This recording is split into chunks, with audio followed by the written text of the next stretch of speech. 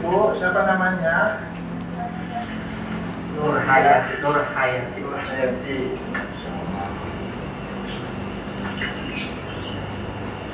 Ibu, coba saya bacain Quran ya.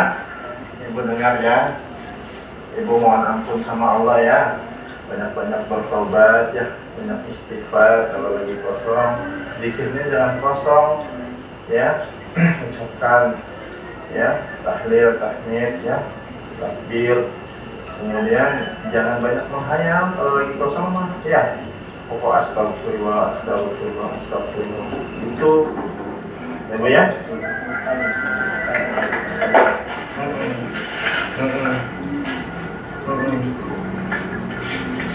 Nih, Ibu, mana tangannya?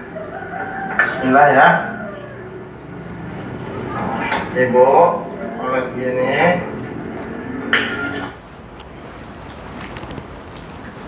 Bismillahirrahmanirrahim. Assalamualaikum warahmatullahi wabarakatuh. Rabbi shrah li sadri wa yassir li amri wahlul 'uqdatam min lisani yafqahu qawli. Alhamdulillahilladzi hadana li hadza wa ma kunna linahtadiya laula an hadana Allah. Ashhadu an la ilaha illallah wahdahu la syarika lah wa ashhadu anna Muhammadan abduhu wa rasuluh. Qala Allah ta'ala fi kitabihil karim, a'udzu billahi as-sami'il alim minasyaitonir rajim. Ya ayyuhalladzina amanu taqullaha haqqa tuqatih wa la tamutunna illa wa antum muslimun.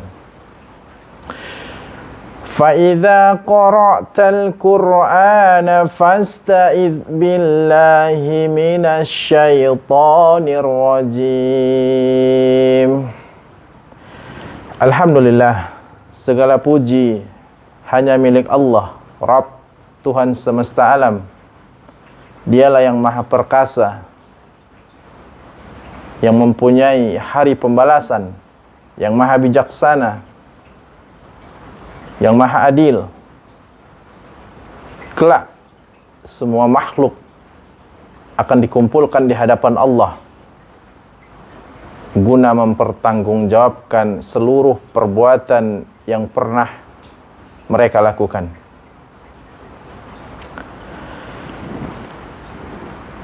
Semalam atas izin Allah Ta'ala saya diminta ruqyah oleh seorang keluarga.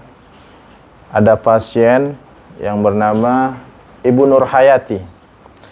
Beliau usia 62 tahun. Diminta bantuan oleh keluarga, yaitu anaknya, agar saya meruqyah orang tuanya.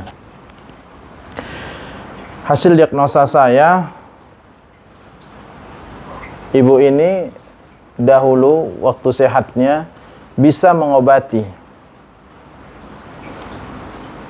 Jika ada anak-anak yang sakit, orang tua, ya remaja yang sakit, ya di sekitar tetangganya, maka ibu ini yang mengobati.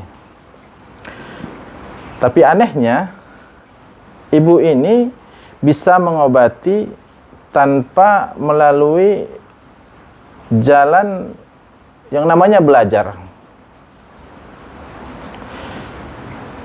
Kalau kita rujuk kepada sabda Nabi sallallahu alaihi wasallam, beliau mengatakan, khairukum man ta'alamal Qur'ana wa 'allamah.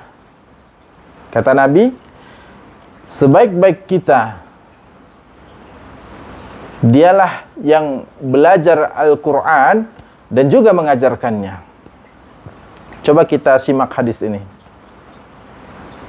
Belajar Al-Quran dan juga mengajarkannya. Artinya, jika kita ingin mendapatkan sesuatu, jika kita ingin mahir dalam suatu bidang, pasti harus menempuh jalan yang namanya belajar. Ingat, coba kita perhatikan. Sekelas Nabi saja masih belajar dengan gurunya, yaitu malaikat Jibril. Perhatikan. Dokter juga ketika ingin menganalisa, mendiagnosa satu penyakit, tidak sembarangan. Tentu ada ilmu yang dia pelajari dahulu waktu masa dia masih kuliah.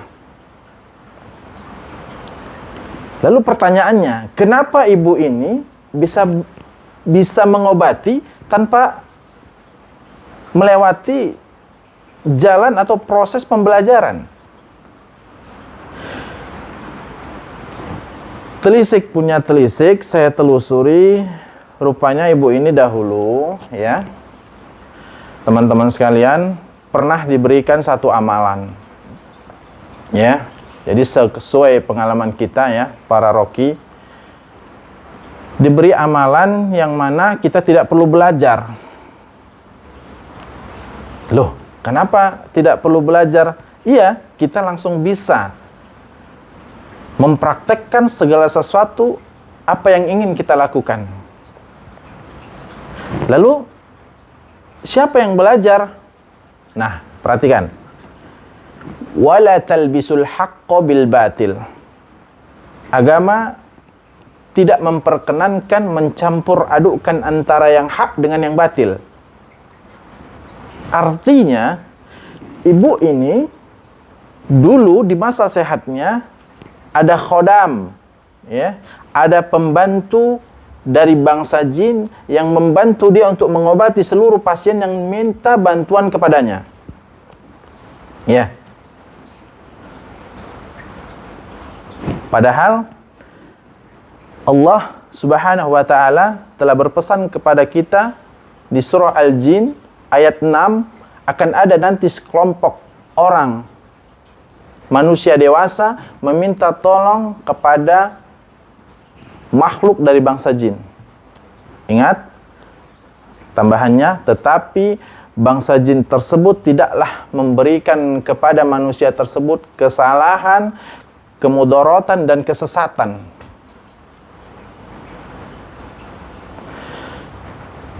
Agama mewanti-wanti kita bahwa hidup seseorang itu dilihat bagaimana akhirnya. Dan kita akan dimatikan sesuai dengan kebiasaan kita. Lalu, apa efek yang dialami ibu ini? Lihat, di masa tuanya, ibu ini sering melihat sesuatu yang orang lain tidak bisa melihatnya. Di rumah tersebut, ya, teman-teman boleh perhatikan, ya, channelnya. Kalau ingin melihat sampai selesai, Japari Harahap. Ya, itu nama asli saya. Ya, di KTP, di SIM, ya, di paspor juga itu namanya. Tidak ada nama-nama yang lain yang saya jadikan samaran. Artinya apa? Jelas. Apa yang kita sampaikan bisa dipertanggungjawabkan baik di dunia, khususnya di akhirat kelak. Karena kata Allah, wa ta'awanu 'alal birri wat taqwa. Dan saling tolong-menolonglah kalian dalam berbuat kebaikan dan ketakwaan kepada Allah. Tidak ada pekerjaan yang jauh lebih disukai oleh Allah selain mengajak umat kembali kepada Allah. Maka dari itu, teman-teman sekalian, yang semoga Allah istiqomahkan kita selalu di atas agama Islam dan sunnahnya yang mulia ini. Sering melihat penampakan di rumahnya seperti sosok besar, ya, hitam, ya, dengan wajah yang menyeramkan. Dan kemudian sering melihat ular besar, ya, makhluk-makhluk jelmaan setan dari bangsa jin yang tujuannya untuk membuat akhir kehidupan ibu ini tidak baik. Inilah resikonya kalau kita masih berinteraksi dengan syaitan dari bangsa jin. Inilah resikonya kalau kita dahulu masih atau pernah sering mendatangi dukun-dukun laknatullah, musuh-musuh Allah. Kenapa? Mereka juga bekerja sama dengan jin. Artinya, wala ta'awanu 'alal itsmi wal udwan. Allah melarang kita saling tolong-menolong dalam kemudaratan, kesalahan. Tidak dibenarkan yang demikian. Kemudian setelah diruqyah, ya, ibu ini muntah, ya, kakinya sampai sakit, ya. Saya cukup prihatin ya, semoga para orang tua kita dimanapun mereka berada, Allah jaga hatinya, ya, agar tetap teguh di atas kebenaran. Allah jaga mereka agar senantiasa dijauhkan dari gangguan syaitan laknatullah. Perhatikan, syaitan laknatullah alaih tidak butuh jabatan kita, tidak butuh harta kita, tidak butuh popularitas kita. Mereka hanya butuh satu, akidah dan iman yang ada di dalam dada kita. Inilah yang paling berharga di dalam jasad setiap manusia. Karena ini tidak bisa ditebus, tidak bisa dibeli dengan apapun. Ini masalah keyakinan. Ini masalah tauhid. Mintalah, mohonlah, menangislah hanya kepada Allah. Mohon kepada Allah agar dimudahkan segala urusannya, diangkat seluruh penyakitnya, dilunasi seluruh hutang-hutangnya. Tidak ada yang tidak mungkin kalau Allah sudah berkehendak.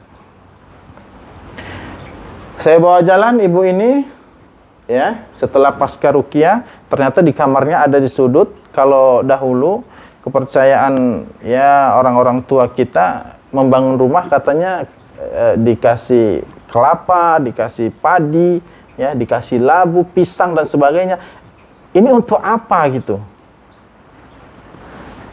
Katanya biar rumahnya adem, biar berkah dan sebagainya. Dari mana asalnya? Pisang untuk dimakan. Allah ciptakan, Allah tumbuhkan, dimakan. Kelapa disayur. Padi digiling, beras dimasak, dimakan. Ngapain digantung-gantung di atap-atap rumah? Buat apa? Kemana mereka persembahkan ini? Coba pikir secara rasional.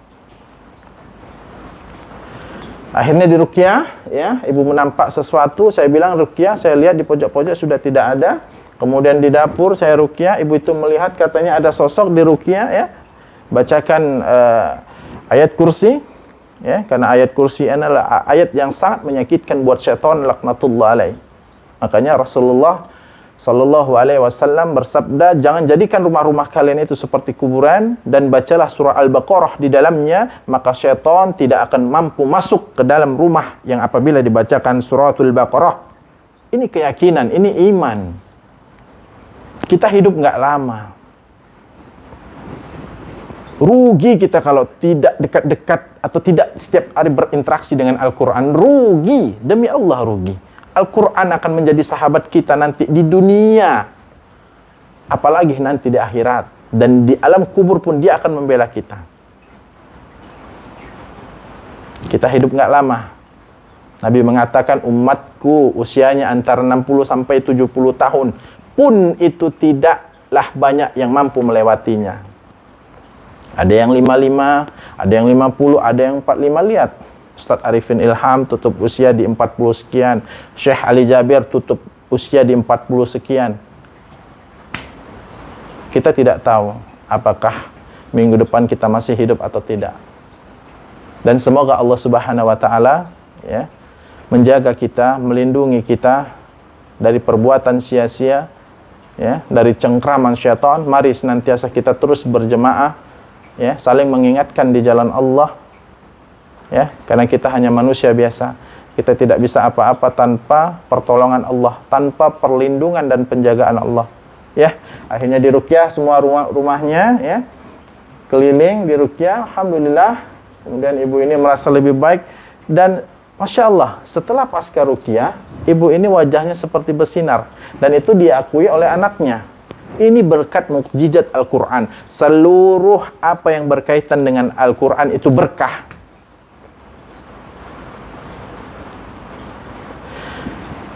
Demikian teman-teman sekalian, tidak banyak yang bisa saya sampaikan.